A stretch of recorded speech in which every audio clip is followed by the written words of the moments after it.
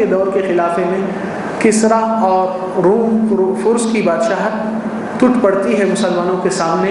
اور اس کے پورے کنگن اور پورے زیورات، اس کی بادشاہت کی پوری شاہی لباس اور اس کے جو بھی تھے ڈریس لایا گیا۔ تو عمر فاروق سب کے سامنے اعلان کرتے ہوئے کہتے ہیں، کہاں ہے سراقہ بن مالک؟ آج رسول اللہ کا قرضہ پورا بھٹایا جا رہا ہے، آئیے۔ سب کے سامنے ان کو پنا دیے۔ یہ کب کا وعدہ تھا؟ کتنے سال پہلے کا وعدہ تھا، مگر ایمان والے کے دل میں یقین رہتا ہے آسمان پہ بادل نہیں ہے تو بھی اللہ تعالیٰ بارش دلا سکتا ہے۔ تو وہی امید کے ساتھ ایمان والے جیتے ہیں۔ آج نوجوان لڑکا اپنے ایمان کے خاطر کچھ کرنا چاہتا ہے، چند دن کا جذبہ رہتا ہے، کوئی قدر نہیں کرتے چھوڑ دیتا ہے، مگر یہ نہیں سوچتا ہے کہ نہیں میرے بھائیاں ایمان میں ضرور آئیں گے، ایک نہ ایک دن اس دین کی فتح ہوئیں گی۔ اللہ کی قسم، رسول کا وعدہ سچ ہے کہ قسطنطنیہ اور رومیہ فتح ہوئیں گی، یہودیوں سے ہمارا مقابلہ ہوگا، اسلام کی فتح ہوئیں گی، پتھر درخت بات کریں گے۔ یہ پورے وعدے کہاں جائیں گے اگر ہمارے نبی کی ہم تصدیق نہیں کرتے ہیں اور اس دن کی تیاری میں آپ اور ہم عمل نہیں کریں گے تو پھر کس سے انتظار کرتے ہیں؟ تو رسول اللہ صلی اللہ علیہ وسلم ہجرت کے راستے پہ یہ چیز دے دیتے ہیں اور پھر آگے بڑھتے ہیں۔ پھر جو 5-6 دن کا راستہ تھا مکہ سے مدینہ تک، آپ صلی اللہ علیہ وسلم 14 دن میں پہنچتے ہیں اور پہلی مقام وہاں پر قباء میں اترتے ہیں۔ قباء مدینہ سے تھوڑا سا فاصلے پہ ہے جہاں پر مسجد قباء ہے علی، اور وہاں پر علی بن ابی طالب بھی پہنچ جاتے ہیں کہ رسول اللہ خیریت سے پہنچے۔ تو ابوبکر اور نبی صلی اللہ علیہ وسلم اور علی بن ابی طالب وہاں پر پہنچ جاتے ہیں، اور اتنے میں بھی رسول اللہ صلی اللہ علیہ وسلم کے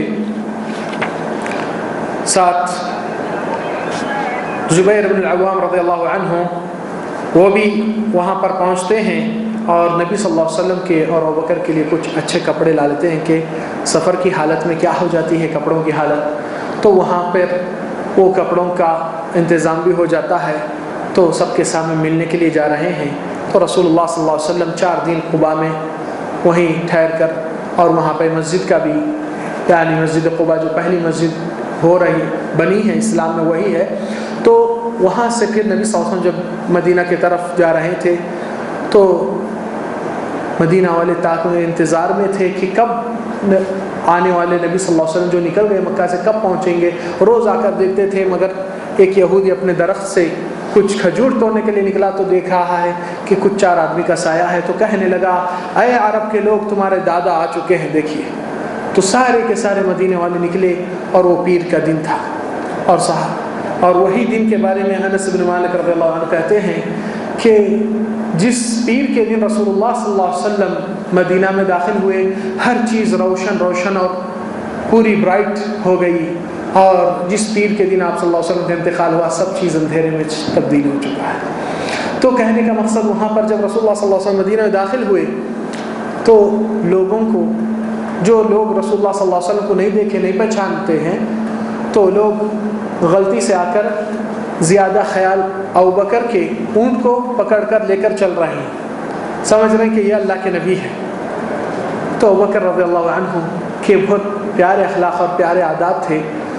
تو انہوں نے یہ نہیں کہا ارے بھائی یہ کیا کر رہے ہیں، میں نہیں ہوں، جائیے ادھر ہے۔ شرمندہ کسی کو کرنے کی عادت نہیں تھی صحابہ کرام میں اس طریقے سے۔ ابوبکر کیا کیے، اپنا شال لے کر نبی صلی اللہ علیہ وسلم کو ڈھانپ کر ایسا سجاتے ہوئے رکھے کہ سمجھ جانا کہ یہ صاحب شان ہے۔ تو جب سب کو سمجھ میں آیا کہ رسول اللہ صلی اللہ علیہ وسلم آپ ہے اور آپ ساتھ میں ابوبکر صدیق رضی اللہ عنہ ہیں۔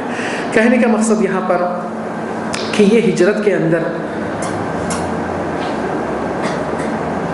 اتنی بڑی قربانی صلی اللہ علیہ وسلم ہم کو سکھاتے ہیں، اور یہ عمل صرف ان کے لیے نہیں تھا، یہ امت کے لیے ایک حکم ہے،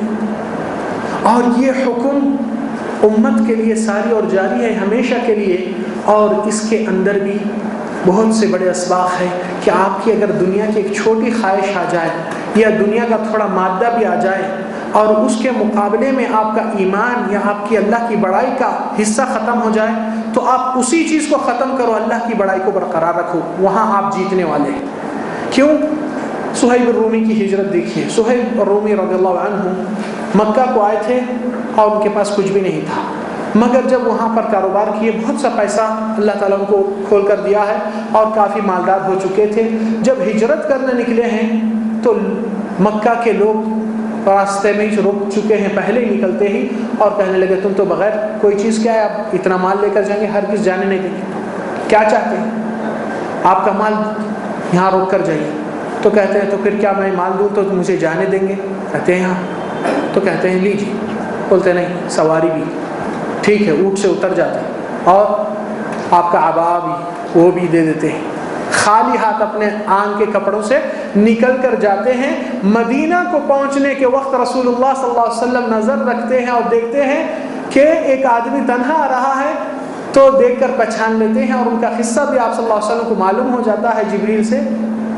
تو نبی صلی اللہ علیہ وسلم ہاتھ پہ ہاتھ رکھ کے مبارکباد دے کر کہتے ہیں ربح البیع ابا یحییٰ، اے ابو یحییٰ، ان کی کنیت تھی، آپ کا سودا بہت بھاری قیمتی آیا آپ کے فائدے میں۔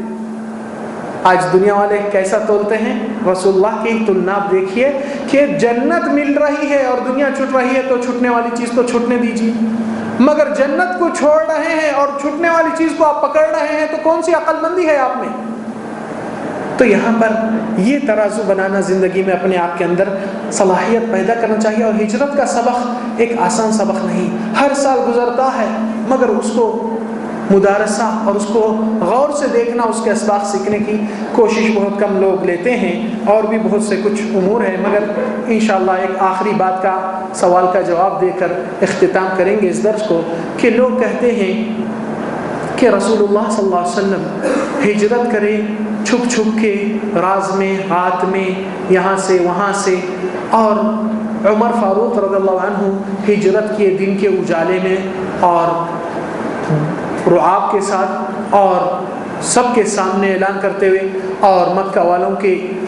لیڈر اکابر کے سامنے کعبۃ اللہ کا طواف کرتے ہوئے کہتے ہیں تم میں سے جو بھی اپنی بیوی کو بیوہ بنانا چاہتا، اپنے بچوں کو یتیم رکھنا چاہتا،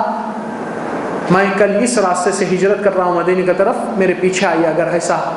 کسی میں دم ہے۔ اور وہاں پر یہی چیز نبی صلی اللہ علیہ وسلم میں نہیں آئی، تو مستشرقین لوگ جو اسلام کے خلاف پروپیگنڈے اٹھانے کی کوشش کرتے ہیں کہتے ہیں تو دیکھیے عمر زیادہ بہادر ہے، نبی صلی اللہ علیہ وسلم میں اتنی بہادری نہیں نظر آ رہی۔ تو ہم کو یہ جواب دینا ضروری ہے کہ رسول اللہ کی بہادری سب سے زیادہ ہے۔ عمر کا عمل جو کچھ ہوا ہے یہ عمر کی شخصیت اور ان کی پرسنالٹی کی ادا ہے، جو کہ عمر کے لیے ہی موزون اور عمر کے اپنے ماحول کے اندر وہ اس طبیعت سے موجود تھی۔ رسول اللہ صلی اللہ علیہ وسلم اس سے زیادہ جرأت مند اور یعنی قوت اور بہادری رکھتے ہیں، مگر نبی کا عمل امت کے لیے حکم بننے والا ہے، عمر کا عمل امت کے لیے حکم نہیں بنتا۔ تو کل کے دن اگر کسی امت میں فساد ہو جائے اور رسول اللہ دن کے اجالے میں ہجرت کرتے، تو ہر ایک کو فرض بنتا کہ ہجرت چھپ کے نہیں نکلنا، سب کے سامنے نکلنا، جس کی وجہ سے موت کا اندیشہ اور فتنے فساد میں پیسے جائے۔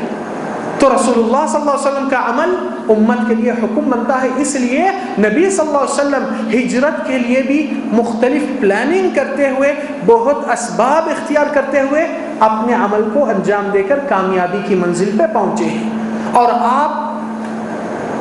جوش اور جذبات سے، بے ڈھنگی سے اور جوش و خروش سے کام کریں گے، اسلام ایسا نہیں سکھاتا ہے، یہ ذہن میں رکھ لیجیے۔ تو یہی رسول اللہ صلی اللہ علیہ وسلم کی پلاننگ اور اس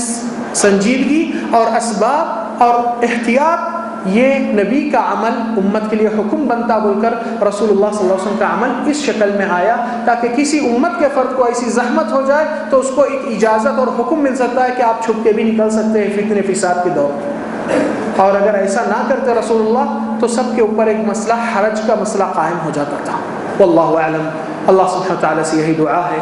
کہ کہنے سے زیادہ نبی کی راستے پہ چلنے کی توفیق عطا فرما، اور وہی ہجرت کے اسباق لے کر اللہ تعالیٰ ہمارے دلوں میں